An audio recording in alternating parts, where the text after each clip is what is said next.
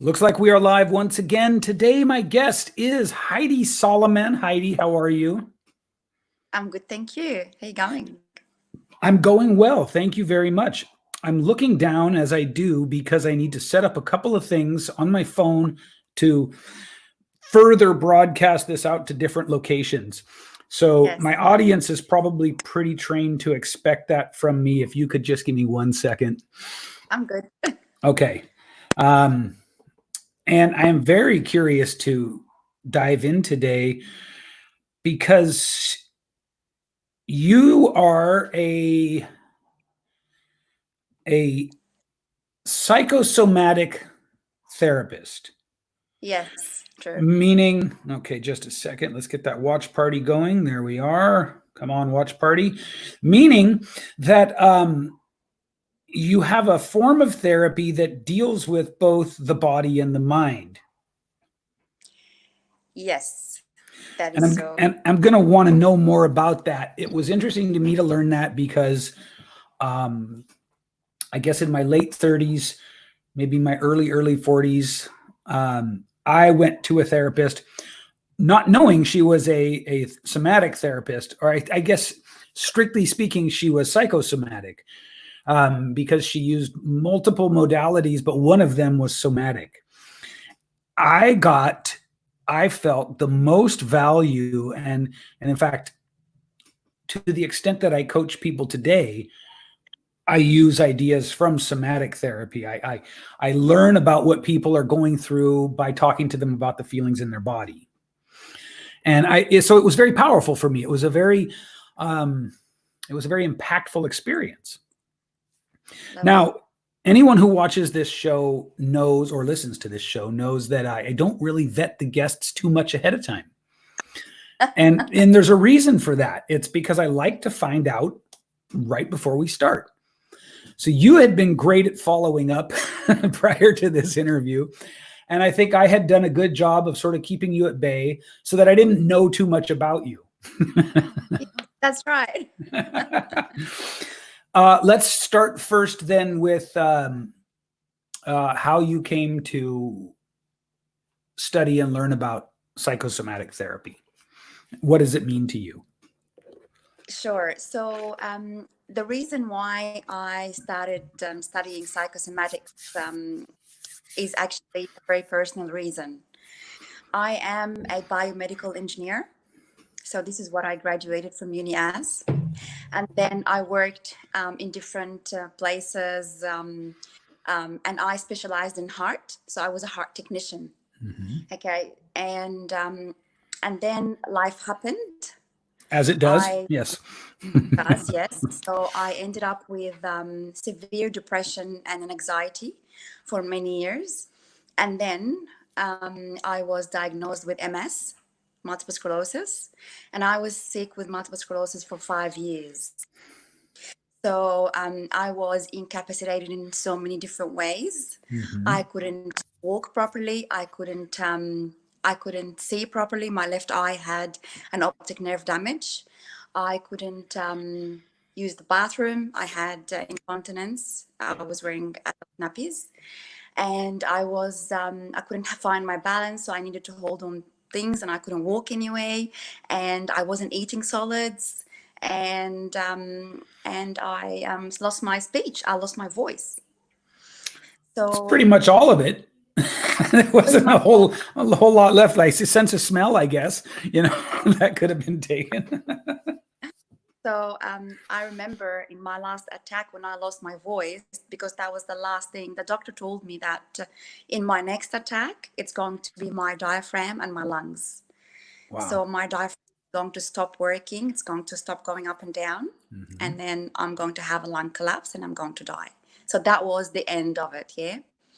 Till I was one day in a hospital and a lady, random person, asked me a question. Why did you choose MS? Did you get mad? I was mad and I wanted to punch her face in. I wanted to Yeah. swear at her. I wanted to yell out, but I could not speak and I Yeah. could not move. I was very weak. I couldn't speak or move. I couldn't get it out of bed. So I searched and I started the journey of my life. And then I found that people choose their own disease subconsciously, Yeah. not knowingly. And people actually have the ability to feel better, to be better by eliminating so many different factors from their life. And one of the most important factors is fear. So the idea that we have the power to change, even these things that are sort of typically presented to us as external effects and things that we don't have power over, this is not as revolutionary and controversial an idea, although it certainly makes people upset if they have some affliction to be told that it's something, victim story stuff is maybe we'll get into that later in the conversation. But the idea that we choose it, I really want to open this up since I have you here and talk about this. What the hell are you talking about? Thank you, Annie. Okay. All right. So let me explain it to you in really simple terms. We are not just this body. Right. Okay. So if you think you are this body, then you have no idea who you are and what you are made out of. Okay. We are, in essence, pure consciousness. I'm open to this. If you noticed me sort of reflecting, it's because I just finished reading a book by John Assaraf where he takes this down to a very compelling and convincing level of scientific reductionism down to what he calls the 0-point energy field. And so it's so funny. This is why I don't vet my guests first, right? Because I would never be able to be as sort of delightfully surprised as I am in this moment.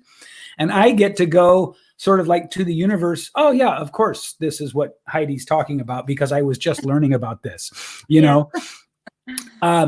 So the pause that you felt from me is not a pause of what a load of crap.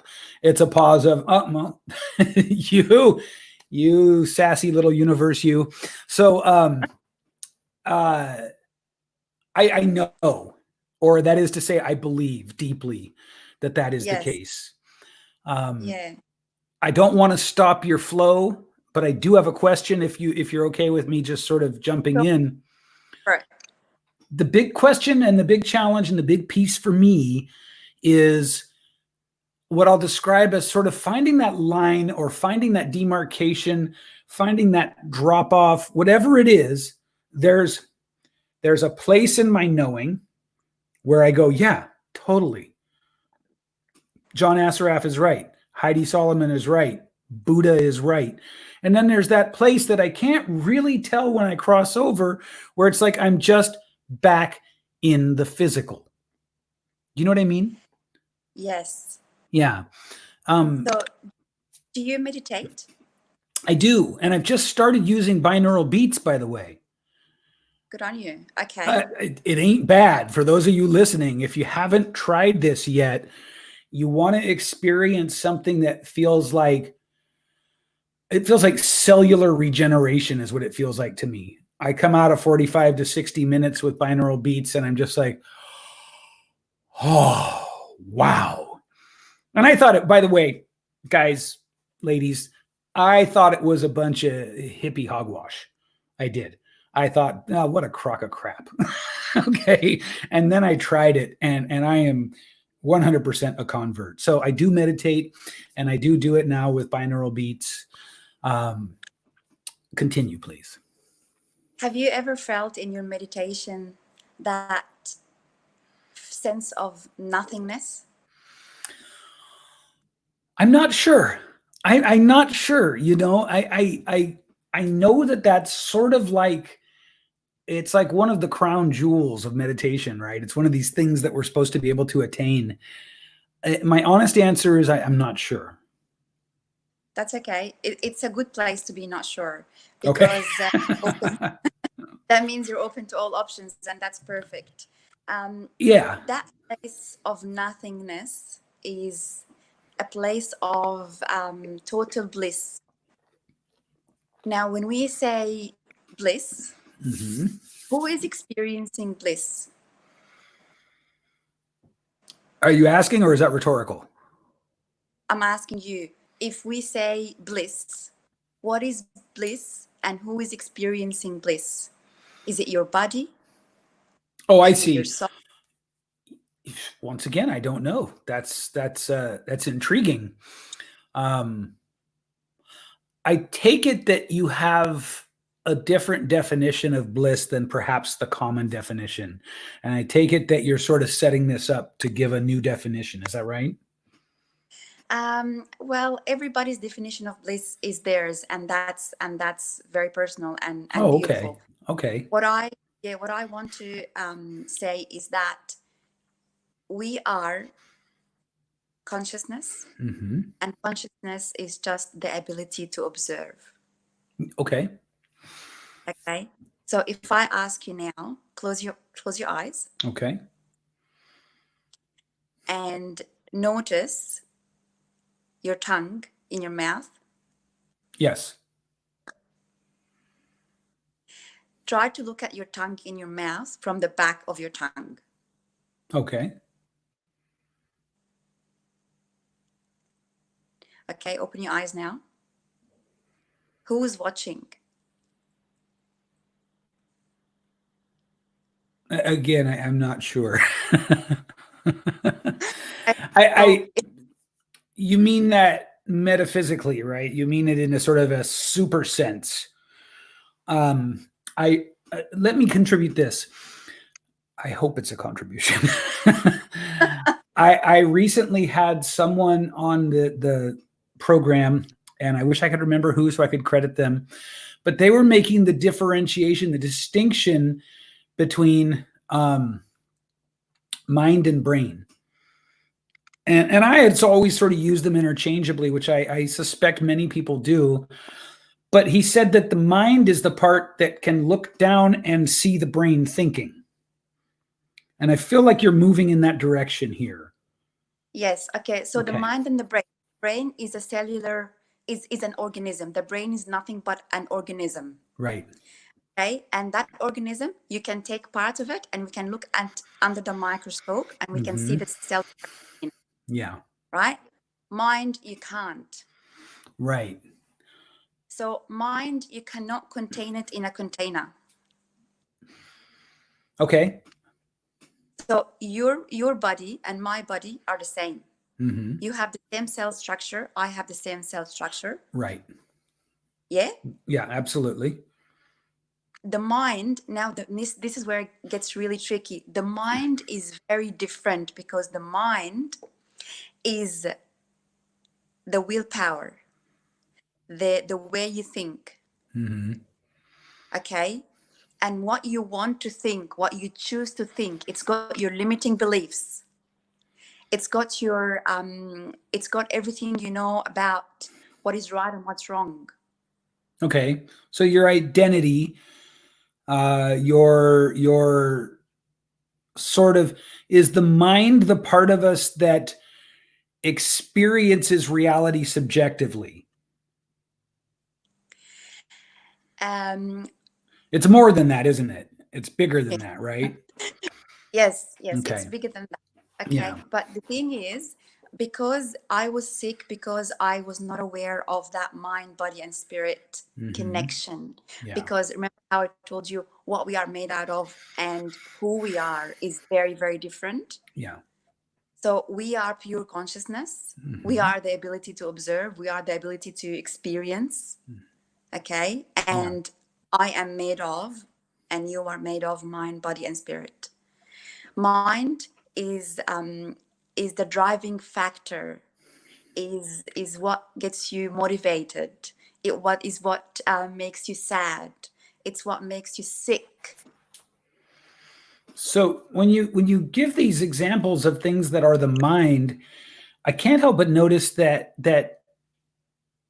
it's almost as though because of the things you're citing, you're suggesting that perhaps the mind is a detriment somehow. Yes. Really? So the mind is not a detriment. It's the kind of relationship you really want to build in this life. Okay. If you want to master yourself, Mm-hmm. you need to master the relationship you have with your own mind. So are you then, when you cite these things that the mind is, do you mean sort of for most people in their sort of default operational mode? Because the mind has the Yes. potential to be much more than that, does it not? Yes, it is. So Okay. so let me Okay. yeah. So now Mm-hmm. have you ever made sure that your heart is pumping at a specific rate? All the time, of course. No, just kidding. Like, as soon as I get off this call, that's what I'm going to go do. Yes, as you do, huh? Yeah, as one does. Yeah. No. So the I point mean, is, so like exercising, right? And you want to stay within a certain heart rate zone, but beyond that, no. exactly. Yeah. And I'm sure you're not aware of what is your cardiac output at the moment, Right. and what and how many gallons of blood is your kidney filtering, or any of Right. that. Not aware Right. of any of that. That is all happening subconsciously. Sure. That is all Sure. happening when you're not aware of it. So how is it that we feel a feeling, or we have an emotion that comes to our body, and then we dismiss it, Mm-hmm. okay, and then we blame the body for it? That's where I'd like some clarification. So it comes, we dismiss it, but then we blame the body for it? Like for example, I have a gush of emotions that come to me, and then I call it sad. Okay. Okay, Yeah. so I blame the body. I blame this body for feeling sad. The body is not feeling sad. That's an interesting way to look at the sort of moving through of an emotional state. The Yeah. idea of blaming the body for it. I'll be honest with you, I'm not sure I quite wrap my head around the blaming the body language, but I do want to hear where you're going with this. So unless you need Okay. to clarify, let's just move on. Yeah. Okay. So I will clarify simply. An emotion is a wave of energy. Emotion is energy in motion. Mm-hmm. Yeah. Okay. Emotion. So yeah, energy in motion, and this emotion is energy that comes to our body. And then if we aren't able to process it, if we aren't able to do something with it, it's going to sit there. So Yes. anger is going to come and sit. Peace is going to come and sit. Right. If I don't process it properly, if I don't know how to process it, then it's going to sit here. And one emotion after one emotion after one emotion, that becomes a stack of anger. Mm-hmm. And then later on in life, all of a sudden you have cancer. And they say, why did I get cancer? You got cancer because you trapped your sadness, you trapped your anger in your tissues. And this is why we say your issues are on your tissues. Okay. Yeah. So is this another way of conceptualizing the idea that everything is a frequency, right? Everything is a frequency. I feel like that's been proven enough times that we don't have to vet that idea here between us, right? I think we're in agreement on that, and I think B, there's plenty of peer-reviewed science to back that up. So we're good there. You know? So is that kind of what we're talking about? I mean, I know a couple of things about how the nervous system works in the hypothalamus and cell walls. I can speak with some informedness on those things, and so I understand how we get sort of, and I say this as a like in quotes, addicted to certain feelings, because there's a relationship between the cell walls and the hypothalamus, right? And the peptides that the hypothalamus releases, it'll release more of the peptides that have docks in the cell wall. And that process is the process that allows us to filter for information that supports our worldview, which our worldview really is nothing more than the intellectualization of an emotional belief. Am I tracking that right? Perfect, spot on. Whoa, yeah. Thank you. And so what you're talking about is sort of another way of talking about that process, right? Yes, this is exactly that same process. Look, it's the exact same way to explain the one thing. And the one thing is that we are beyond this body. Yeah.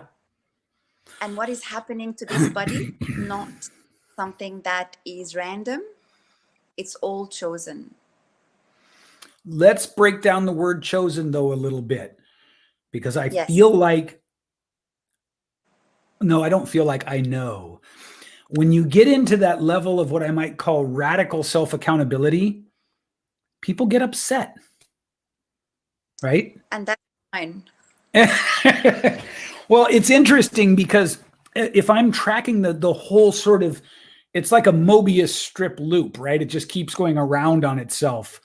Because if you get upset when you're told that you're choosing this, what that means is you're getting upset with your story, which your story, again, is nothing more than your hypothalamus and your cell walls and that process.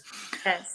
You're getting upset that someone's calling you on your story. When you say that it's a choice, you're saying, in effect, the power is in you. You have the authority to change the narrative.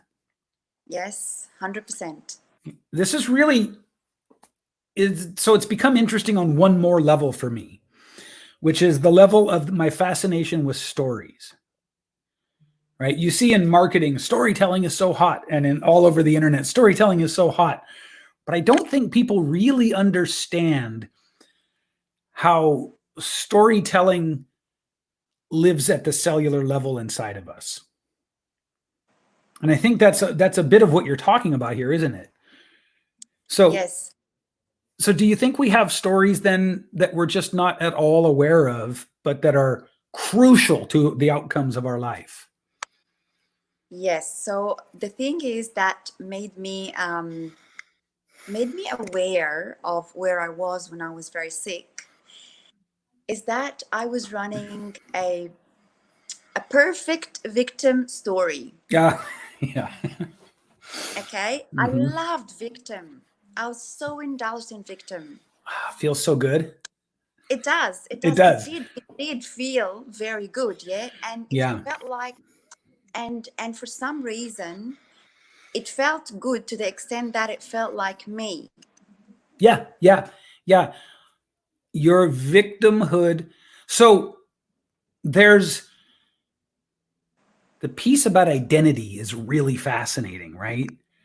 Yes. Because it seems as though it's far easier and more comfortable.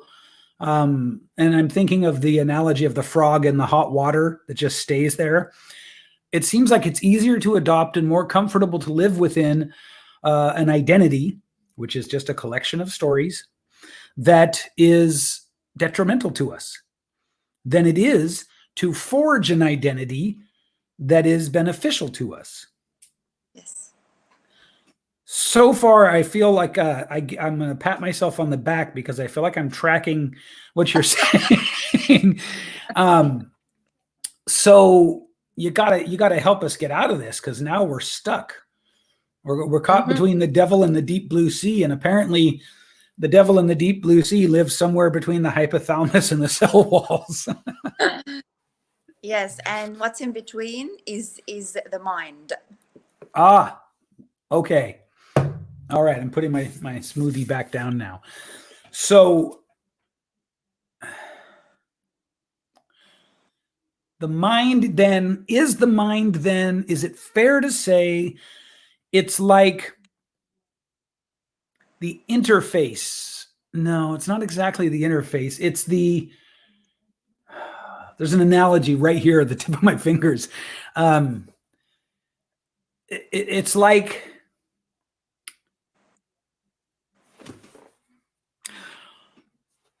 the mind is it's like, damn it, it's so close. I have it. I know it. Hold on. Give me a second here.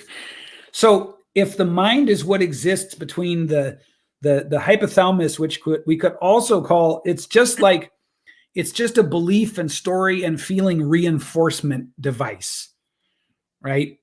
And then the cell walls, which are sort of where the beliefs and feelings and stories reside. So they're produced here, they reside here. In between is the mind. And so that's almost like the space between the two things is quantum. Is that right too? Okay, so quantum is the space between any two things. Okay. Oh. So let me, yeah. All right, okay, Mrs. so Smarty Pants. okay, I'll explain it in very simple terms. I would appreciate that. Yes, everything that happens, okay, has different facets. Mm-hmm. Okay, so let's talk about the coronavirus. Okay, let's. Okay, so this coronavirus is a thing. Yeah. It's not good, it's not bad. There is nothing, there is no label on it. The label we put on it is a choice, is a personal choice. Okay. So Heidi can say, oh, I love coronavirus. It's actually made me a lot stronger, made me a lot better. You know, I've got so much time on my hand. I've connected to my family very well. I finished 2 courses in this time. Mm-hmm. I'm doing so well, right?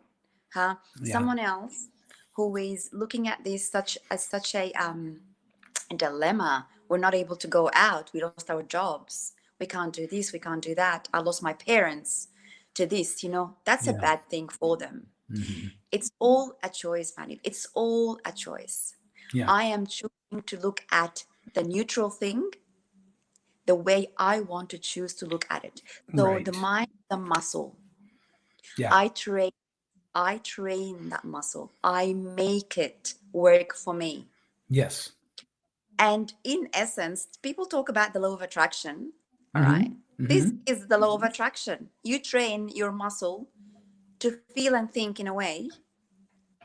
You will attract more of things that will serve that purpose. It's like exactly what I was attracting when I was feeling like a victim. Right. You victim? Really? Take some more. Yeah, exactly. You want some more victim? There you go. So go ahead.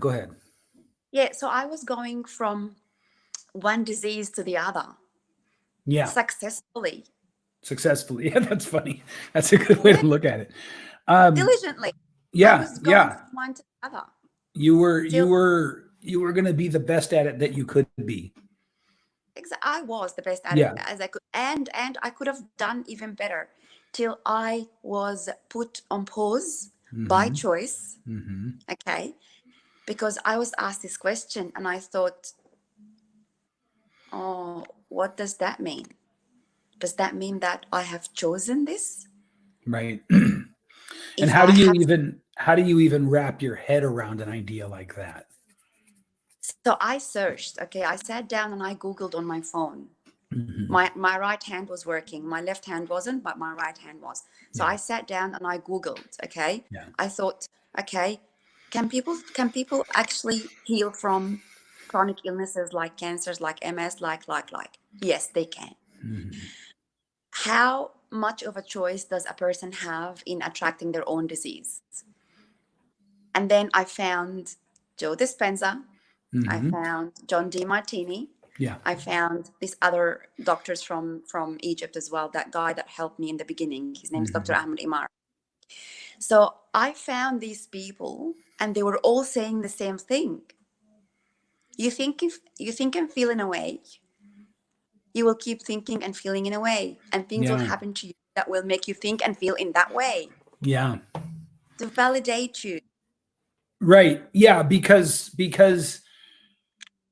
we are, I used to think we were validation seeking machines, but the interesting twist is I now believe that we are validation creating machines.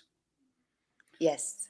Right. And if the mind, if the subconscious can absorb, I've heard it quoted at different things, but let's say it's 200 million bits of information per second, which is the one I hear the most often. And the conscious mind can only process 4,000 bits of information per second. By the way, for those of you listening, if you're tracking with us, I first want to say, if you're only listening and not watching, if you're listening to the podcast, Heidi is using both of her hands perfectly. she appears to have healed completely. And she has, Heidi, you have an amazing spark about you. You have an incredible presence and energy. Your smile it warms me up. Thank you. But I say all that just so that the people who only have the benefit of audio understand, right? You're not someone who doesn't look like they're thriving. So that's important. Yeah. But it helps to give, if the subconscious brain can process, let's call it like 5 orders of magnitude more information at a time than the conscious brain. It's a huge variance.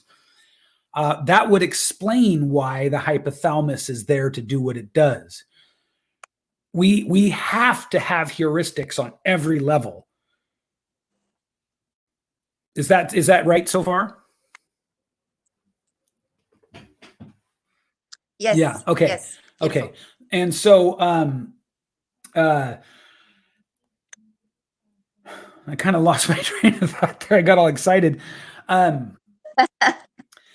But some of the heuristics are, well, I guess from one perspective, all of the heuristics sort of manifest as stories. Right. And you were, it's funny listening to you because it feels like at a point in time, you were going to be the best damn victim you could be. Yeah. Right. Until it got, you had that question, which was, I would say that question from that stranger felt like sort of a pattern interrupt from the universe, right? Let's do this, though. I think we've explored this in a very kind of interesting and meaty way, but now I want to zoom back to the 1,000-foot view with you. Mm-hmm. Do you think, I have a theory that there are all these things that I sort of think of as cosmic jokes sewn into the human experience. And one of the ones that keeps coming up over and over again in my interviews and my conversations is the idea that the drives, the things that were encoded into us that got us to where we are, can flip on us, right? They can flip on us and sort of inhibit us from going further. Mm-hmm. Now, if you're a therapist, you've probably worked with and encountered people who created or enlarged parts of themselves to survive, for instance, under the thumb of a narcissist, or in my own case, I sort of had no meaningful protection or parenting in a real sort of contained way. I was a really wild kid, and I ran around the streets and got in all kinds of trouble, much of it life and death.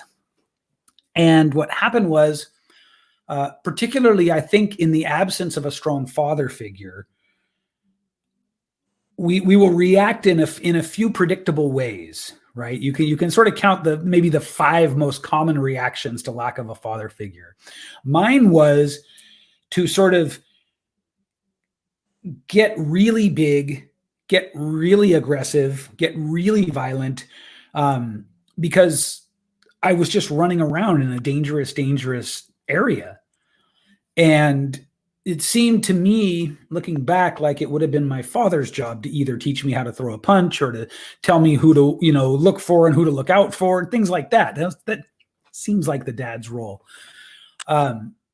And so my reaction was to become, I think of it as like there was this animal inside me. And he saved my life many, many times. And so he deserves to be honored. But then as I came out of that period in my life, I had not done anything, no ritual, no sort of anything at all to integrate or to manage that side of me. Right. But life changed around me. And now it was not appropriate anymore to be this sort of like, snarling animal all the time. And so the very thing that saved my life through an early part of my trajectory became a hindrance later. Yeah. And I feel like this relationship between the hypothalamus and the cell walls that we're talking about is sort of like that, right? We have these drives in us and these things in us that evolutionarily have got us to this point in our progress, but now we've got to figure out a new way to sort of engage with them, because what got us here is slowing us down from getting there. Yeah. You know what I mean? Yeah, I know what you mean. Yeah. So now we're at the 1,000-foot view. We're maybe at a bottleneck, perhaps a bottleneck, it might be a dramatic way to put it, but we're at some sort of a turning point in our evolution. Does that feel true to you? Yes. Do you mean with the current circumstances and situation? I think the current circumstances act as a magnifying glass or a sort of a windshield wiper on a dirty windshield or something like that. So I'll say yes, sort of. I don't think it was like we were fine, then the coronavirus, then, oh shit, we all have to figure this stuff out. I think it's a lot of stuff that we needed to have brought front and center. And for the most part, we don't look at the important but not urgent stuff until it becomes urgent. Yes. Yeah. And so I feel like, that's one of the functions of the coronavirus or whatever, call it whatever it would be that comes along and sort of shocks the whole world into focusing. But my question to you is, how do we start to integrate? How do we start to sort of make that funny little like Aikido switch of the energy or whatever it is and get around that catch point where the thinking and the behavior and the belief and the stories that got us here, helped us to get here, are now slowing us down from the next leg? To slow us down or to make the process faster is not the actual issue, because sometimes you need to slow down. That question was, when that lady asked me that question, I needed to be at the lowest I needed to be, at the lowest of my. Yeah. Because I knew, because I used to get an attack every 3-4 months. Okay. So I knew that I have 3 to 4 months and I was gone. Yeah. So I was thinking this, if this lady was right, if there is any truth in what she's saying, and I have chosen this for myself, then I will be crazy not to unchoose it and look after my kids. Yeah. I have 2 beautiful, lovely daughters, and I'm a single mom, so I'm looking after them, and they live with me. So I need to be the parent that they need. So how am I going to do that when I am a vegetable on the couch? Right. Yeah. So the idea that I could have chosen this for myself came to me, and I was thinking, how did I do that? And why did I do that? Okay. So finding the right answer took a long time. I'm sure. Okay? Yeah. And it wasn't being fast or being slow that actually served me. It was the truth that served me. Yeah. So I believe that in this point of time, Let's talk about the truth. Let's find the truth. Mm-hmm. So And what does that process look like? that process looks like, forget the names, forget the tags, and look at the event as a raw, neutral event. Okay. And then let's make a meaning out of it. So it doesn't mean that it's like, I like to think of the human being, Mm-hmm. okay, like the clear sky. My coach always tells me this.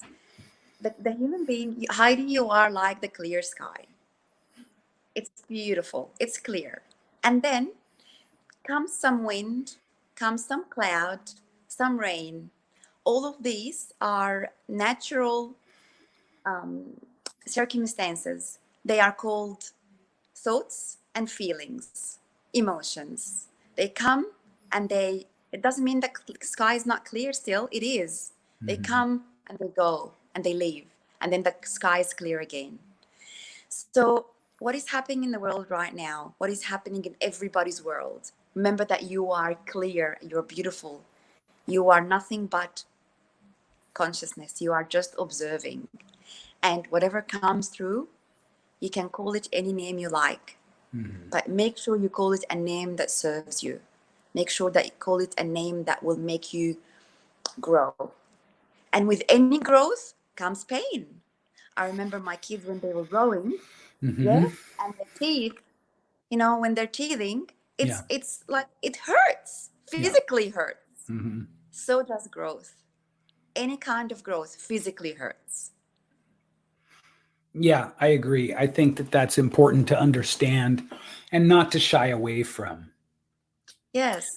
I also believe that we can come to a point where we can seek the growth and the wisdom and the lessons and the insight with less pain than during the part of our growth and our evolution where we're not sort of consciously going after it. But I do agree, growth is an uncomfortable process.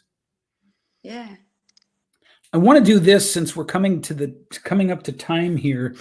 I want to first I want to thank you very, very much for joining me Thank, today. thank you. If I'm not mistaken, you had to get up very early for this conversation, didn't you? It's no, it's okay. It's 6 o'clock. Oh, It's all right. that's insanely early, by the way, in case you're wondering. That's that's crazy people early. So thank you so much. Thank you so much for that. I want to suggest that people, if they'd like to continue this conversation or learn more, just to go find you directly and reach out to you. And do she and I one favor. If you're not friends with her, don't just send her a friend request, because here's the problem with that. Everybody gets tons of them every day, and there's no way to identify who's coming in for what reason. So send a message and specify that you heard her on the Manny Wolf Show. And that way, I'm putting her on the spot here, but that way I'm sure she'll reach out and talk to you. Thank you, Manny. You're very welcome. Is there anything else you'd like to leave people with? I like to leave people with knowing that if you feel down, or if you feel discouraged, or if you feel like this is bad time, or you know, how are we gonna come out of this, and what's gonna happen, and whatever it is, okay. Mm-hmm. If you feel in doubt, this is all normal. This is all natural. Okay, you are not meant to understand everything that is happening around you. You're not meant to know all the answers for all the questions you have. You're not meant to. Be kind to yourself, have compassion to who you are, love yourself, okay, unconditionally. And remember that always to find the truth in whatever it is that you're facing, because some truths are not pronounced enough so that we actually take it in as a truth. Sometimes it's in disguise, and therefore it's very important to find what is the truth in the information you're gathering, or whatever it is that's going to make you feel better. So the truth is very important, and as they say, the truth will set you free. It is 100% true. And find find peace in the chaos is a hard job, but it's the job of a strong mind. Thank you so Thank you. much. Thank you. It's been a pleasure connecting with you today. Thank you, Manny. Thank you so much. You have a lovely day. You too.